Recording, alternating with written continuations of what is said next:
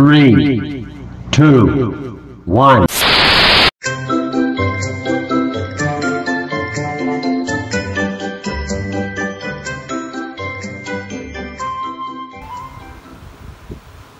Welcome po sa ating pagtuturo ng mga panananahi. Meron akong ituro sa inyo ngayon ng pag-repair kasi may nagtanong sa akin kung paano daw palakihan yung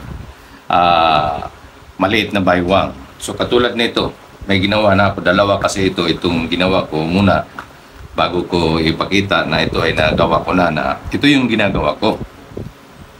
Nilagyan ko siya ng symbol sa gilid kung gaano ka halimbawa ang kailangan nating idagdag tulad nito ay kailangan ko ang 4 and a half.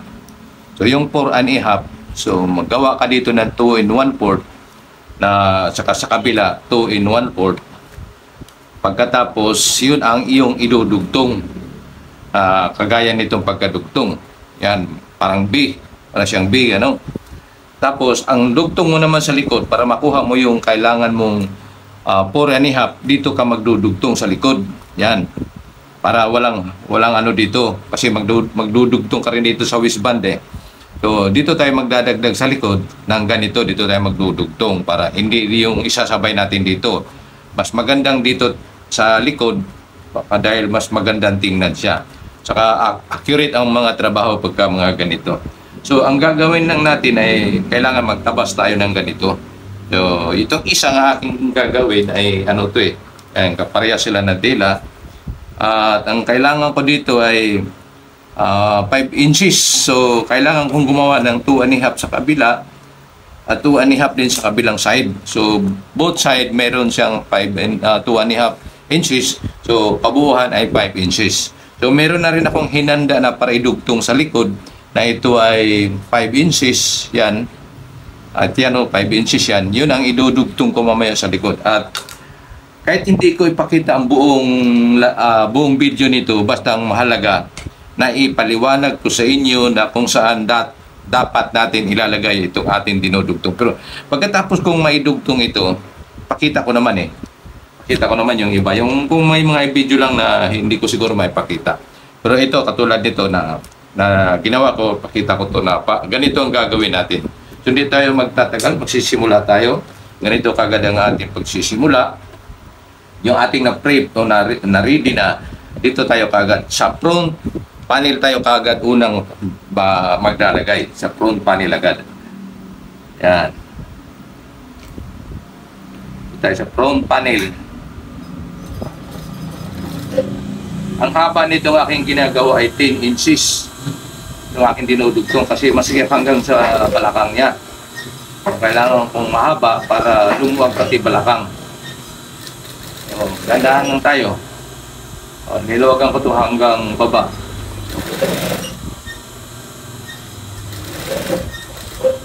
Yan, yan ang dugtong natin.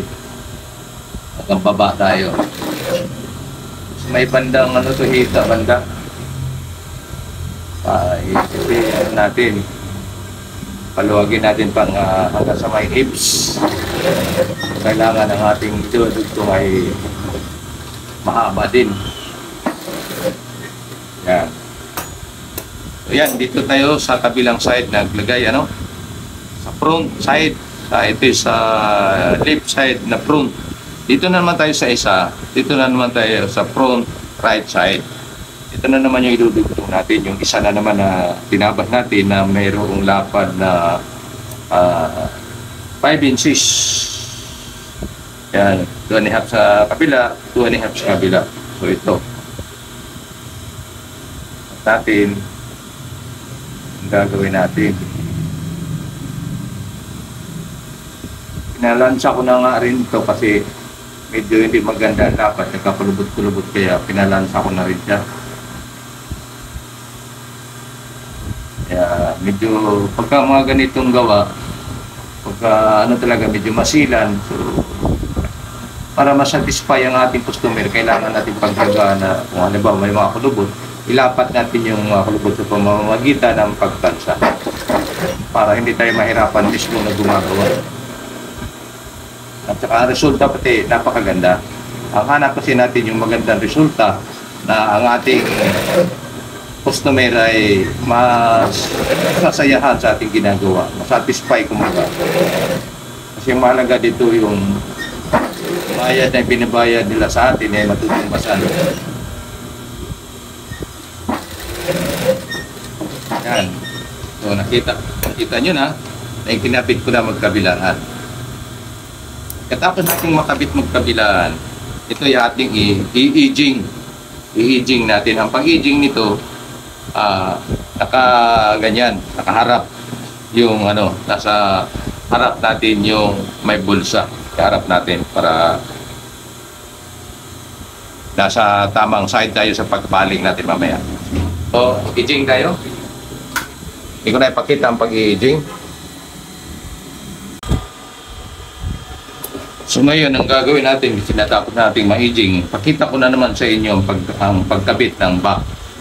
Itong back, ayan, pataob na naman tayo. Ayan, ganyan. Ito na naman tayo dito na naman tayo magkabit. Pataob na naman siya.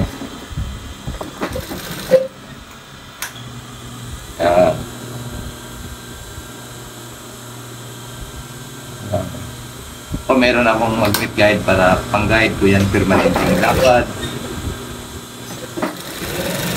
Yan ang lagi kong ginagamit. Magnet guide. Yan.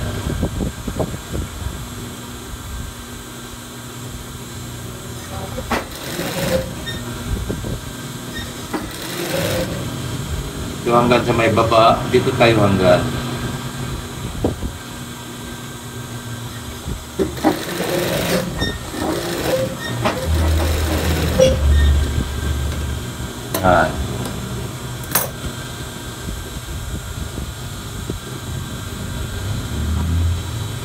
Ganon din dito sa kabila.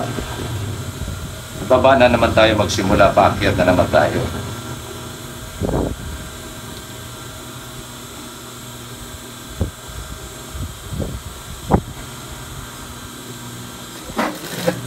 Ganito lang kadali, laki ng baywang at hips kung sakali pati hips ay kasama na palalakihan.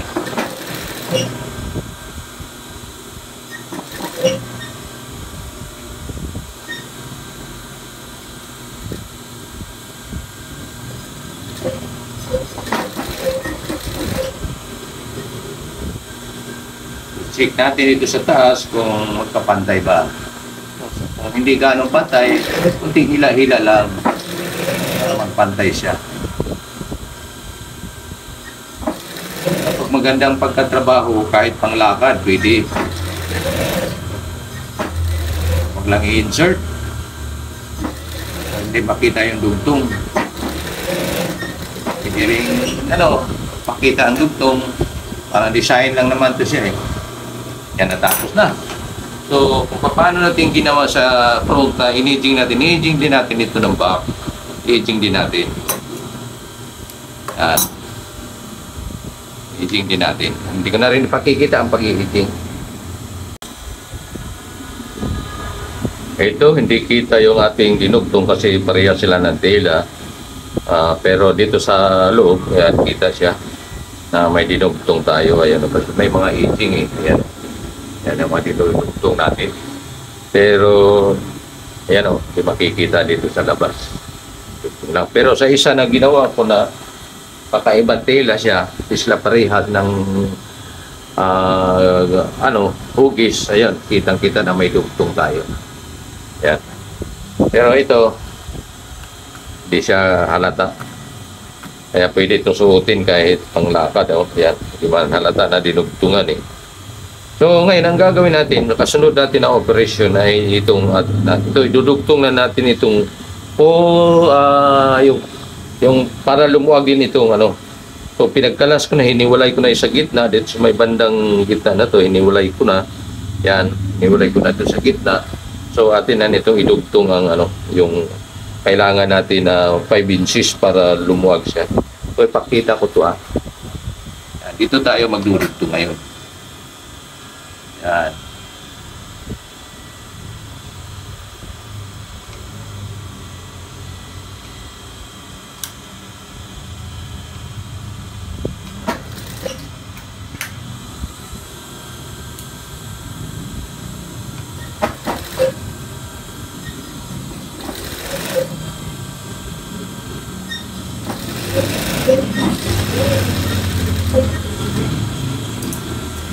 At pagdugtong mo, lapad-laparan mo ng konti dito sa original kasi ilulupi natin yan eh. Lulupin natin pag ganyan. Lulupin natin yan mga pag ganyan. Tago natin para walang misnis. Yan. Para wala siyang misnis. Yan. Ganon din dito sa kabila. Baliktarin natin kasi medyo hindi kang pabaliktan pa na. Yan. Yan. Sa kabila. Atin din itong tingnan mo ng maigi. Baka mamaya napilipit yan. Pagkatahi mo na, kakalas ka na naman kasi pumilipit pala. So kailangan, ganun mo para makita natin na sigurado na hindi siya pumilipit. Para magkadugtong siya. Dito na naman tayo dudugtong.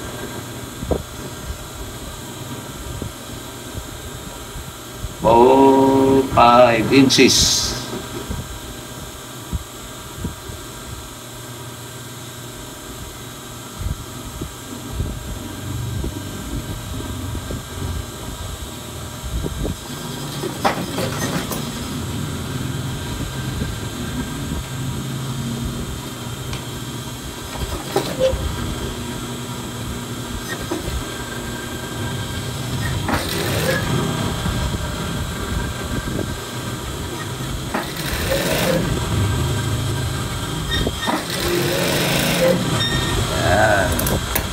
Dugtong na natin. Yung sinasabi ko, ilupin natin.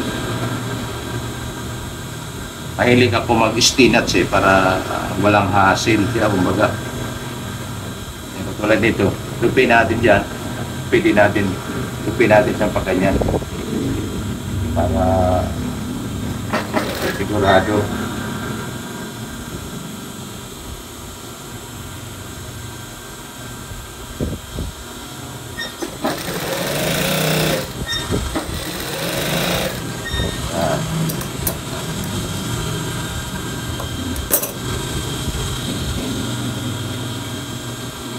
Pati itong biyak nito, biniyak natin ito para biyak siya.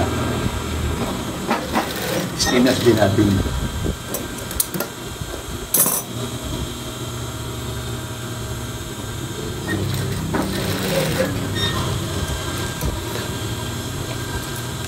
Hatiin mo lang ito.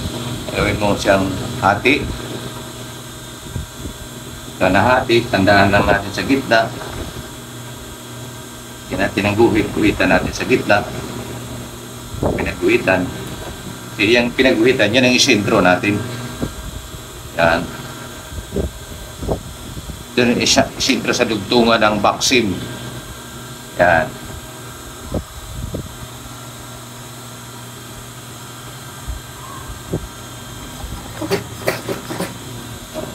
Tapos ilahin natin.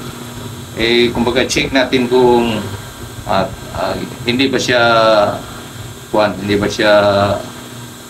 tawag nito, hindi ba siya maluwag. Pag maluwag siya, yan, hilahin natin para pumasya siya.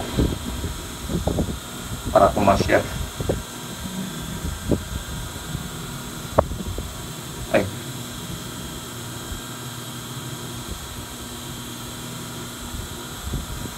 Yan. Pwede rin ito siyang diretso na lang siya kabit, yung pasadahan kagad. Ito lang, atin lang itong para hindi tayo mahirapan. May pa-enkwentro tayo ng mga ganitong gawa, tayo mahirapan. So, hila-hila lang tayo kasi medyo maluwag ng kaunti ang body. Kasi nababanat, kasi malambot na tela.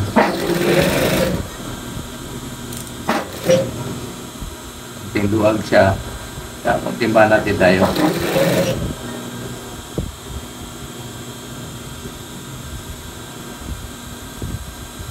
Ito, nababanat dito.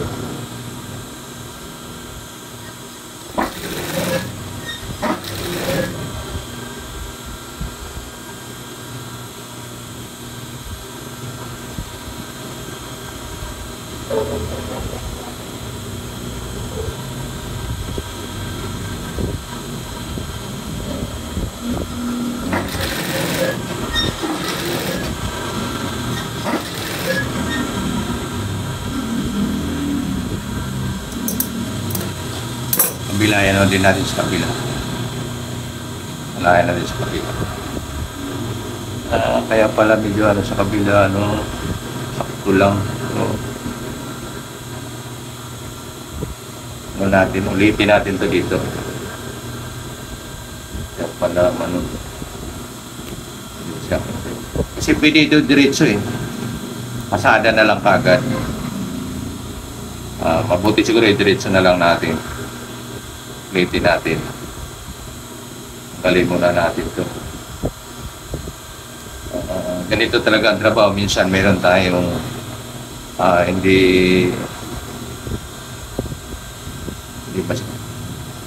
diretso. Baga mayroong konting diferensya. Itong rene-repair natin, lubuluhag Yan. Pag-atin pa lang ganun siya. Halos parehas-parehas lang. Yan.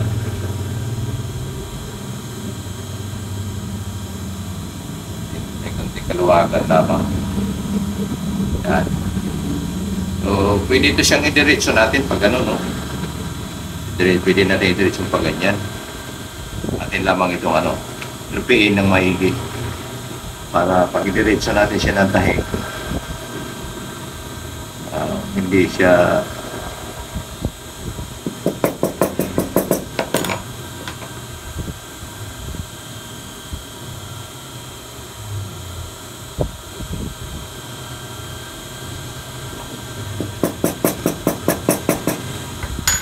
maintenance lang natin para sigurado na hindi siya makakawala. Yan.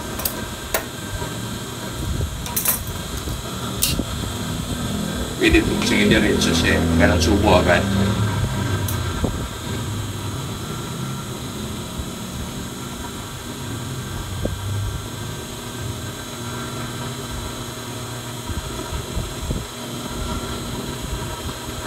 Bukan natin yung diretso kagad.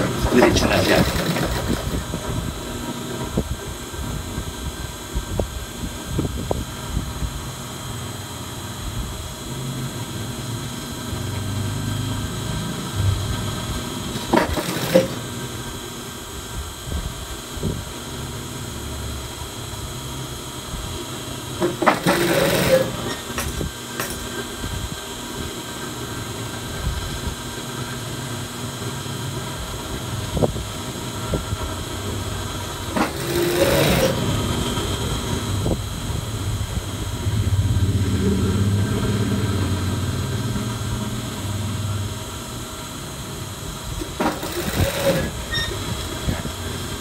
Dinahandahan ko lang.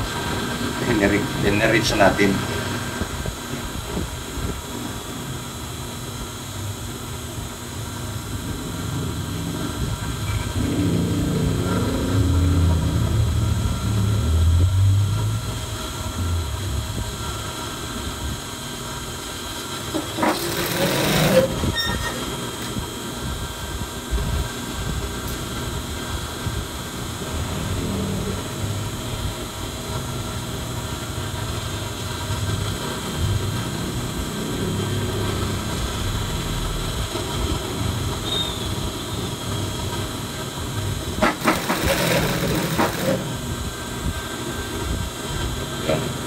Check lang natin kung gaano kalaki yung pakakain natin.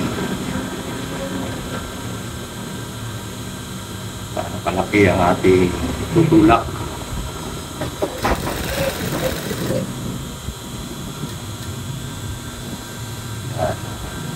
Halot. So, dito, wala na. Halot na. Hindi sumintro ang ating baka yung ating ginagawa ay may defecto itong body.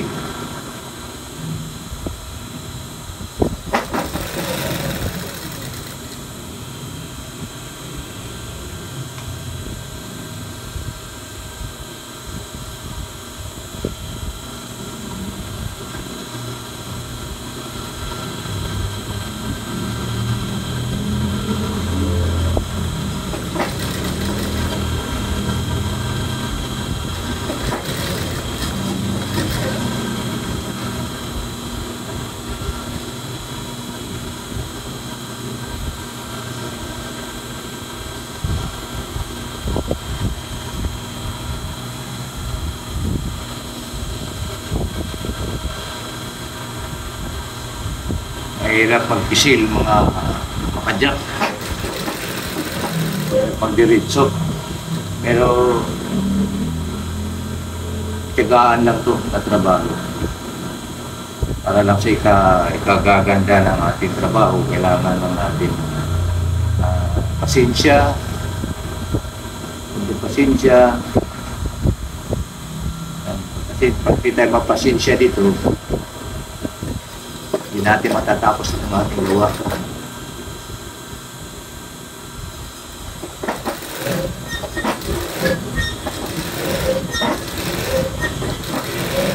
Yan. Kasya din. So, ganun ka ang ating gawa. Ganun kasilan. Kita ko lang yung yung pagkadugtong. Unlike siya sa isa na medyo maganda. Kasi ito may problema ang kabilang body. Kinalas natin. Maluwag. Parehas naman yung ating ginawang allowance. Pero kakailangan nagtutulak tayo. Pero at least napagkasya natin siya. Ayos ang ating pagkakuan. Kuha natin na itong sukat. So ating sukatin. Kailangan natin sukat ay 34.